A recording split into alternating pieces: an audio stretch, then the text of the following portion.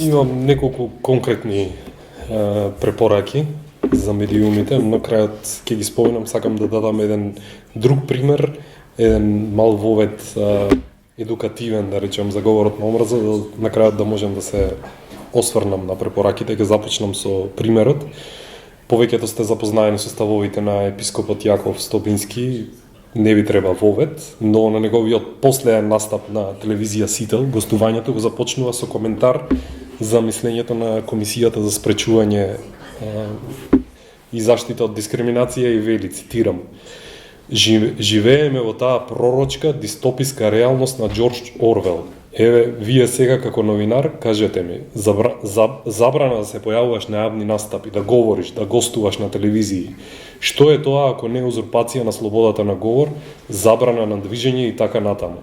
На време ве предупредував за диктатура, која што еве, ова е некој предвкус на таа диктатура."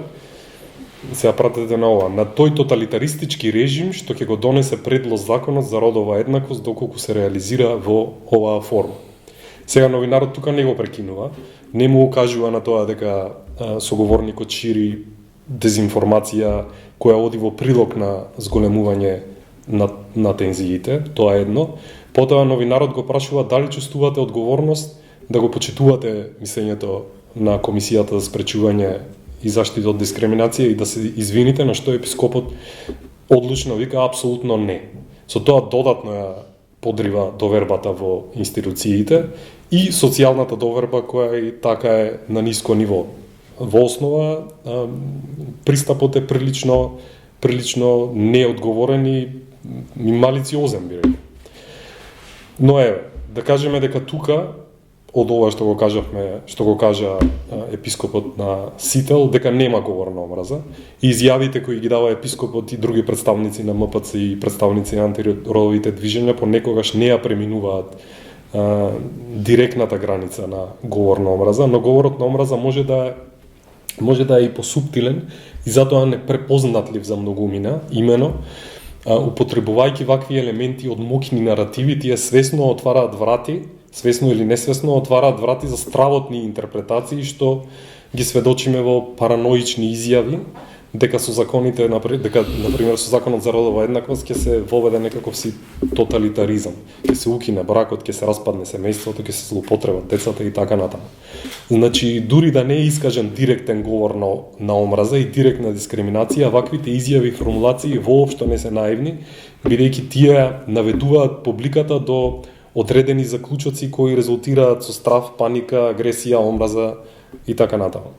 Сега повторно би сакал да нагласам дека ова во никој случај не треба да се отфрли и да не се смета, според мене, за форма на говор на омраза или дискриминација. Треба да ни е јасно дека со користење на вакви наративни елементи, говорителите будат кај нас одредени асоциации, слики, представи, историски контексти, но и можат да реактуализираат одредени трауми. Односно, во случајот на говорот на омраза, самата комуникација истовремено е форма на однесување, затоа што преку говорот на омраза се повикува и се реконсолидира позицијата на моќ. Тоа значи дека говорот на омраза не само што ја рефлектира социјалната доминација, туку и ја спроведува. Преку таквиот говор, утврдената социјална структура не се потврдува и одредени поединци или групи, односно утврдената социјална структура се потврдува, се извинувам, и одредени поединци или групи повторно се ставаат во позиција на социјална подчинетост. Таа субординација се прави преку изговарање на зборови кои се повикуваат и реанимираат одредени историски неправди и длабоки трауми кои дехуманизирале и деградирале припадници на одредени групи преку убиства, протерувања, отфрлање и така натаму. Преку говорот на омраза, континуирано и присилно му се препишува на некого етикета со цел да му конструира идентитет и со тоа социјално да го позиционира. Дури и јасно да му се спротиставиме на таквото препишување на одредена подчината позиција, тоа препишување на идентитетот продолжува да функционира. Што значи нашиот идентитет е конструиран од дискурсот, од судрот на дискурсите. Треба да напоменеме дека ваквото препишување на идентитетот секогаш ја промашува, во основа ја промашува својата цел, но целта на ваквиот говор не е дескриптивна, туку воведувачка. Со оглед на тоа што не е дескриптивна, содржината на говорот на омраза не е ниту точна, ниту грешна. тој говор нема полемизирачка цел, туку има за цел да го цементира субјектот во сопствената подчинетост. Ваквиот цементирачки и навредувачки говор има своја травматична историја која, како што кажа предходно, оживува секогаш кога тој збор е изговорен и таа травма во основа и живее во јазикот. Користењето на ваквиот јазик од страна на представниците на црквата, особено во јавната медиумска сфера, е неодговорен не само кон припадниците на ЛГБТ и заедницата, туку и општо и кон приврзаниците на Македонската православна црква, кај кои деновиве се чини дека стравот и агресијата непрекинато растат, загрижувачки растат.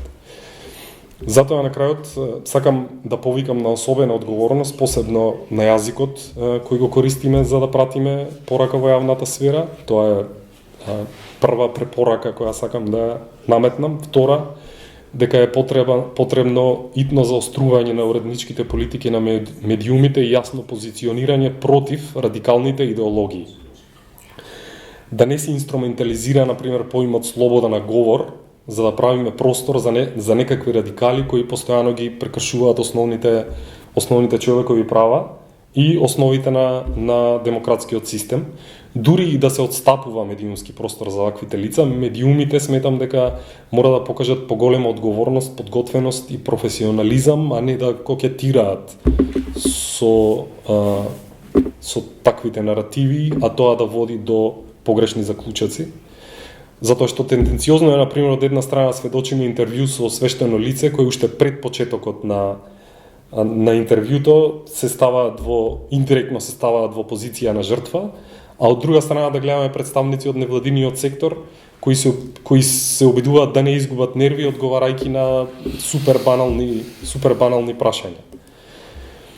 Трето, уредничките политики и раководењето со медиумите треба најмногу да се поправи состојбата на настапот на дигиталните медиуми во социјалните мрежи, особено во пределот кој се однесува за коментари од читателите и читателките, затоа што тоа е извор на дезинформација и на говор на омраза и на крајот внимателно при употребата со термините фашизам, фашисти, нацизам, нацисти, тоталитаризам и така натаму, затоа што се разводнува и се одзема од сериозноста со кои треба да се третира една ваква општествена појава.